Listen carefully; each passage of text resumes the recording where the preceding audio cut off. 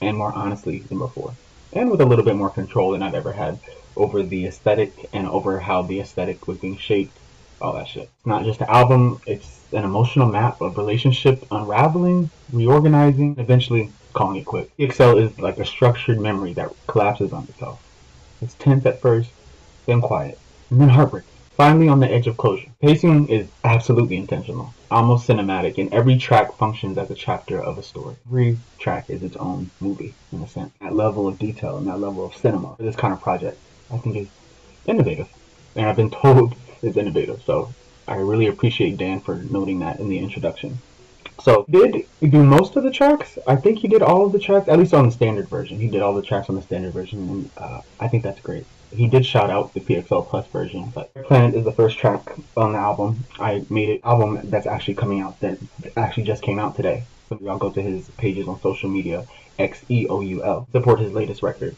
I'm not on this record, but it's still one of his, it's still, I think, his best album to date.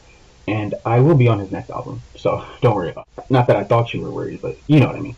Vista is still a groove. It's still a vibe. It's still like energetic. It's still, I think, one of the most accessible tracks just on PXL Plus. But its original inclusion on Flux, I think it was probably the standout track on the EP. Now, some of you may notice that the Flux EP is not on streaming services right now, and that's because in the distributor are having a little back and forth, making sure, once again, like with the album, like with the PXL album when it was time to release it, that all the T's are crossed and the I's are dotted, and that everything is as it should be. It pertains to that monetization and my exclusivity rights to my collaboration.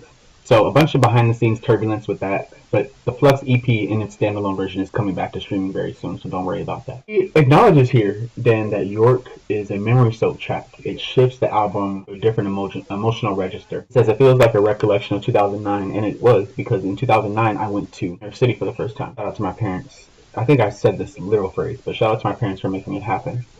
They put money to the side and I was able to go on the trip. And going on that trip made me feel more connected to my artistry, and where it gave me more of a foundation in the idea that I could be an artist of some repute, had the agency to do so. And I did.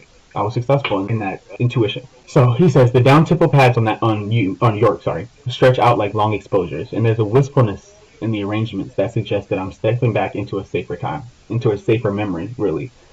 The track isn't sad, but it's wistful. It isn't happy, but it's bittersweet. It simply is. It's functioning like a breath in the middle of emotional noise, the calm between storms. It's a reminder why the relationship matters at all. At some point, Ova is when the realization sets in. York is the drama of, oh my god, like this is happening. This is real life.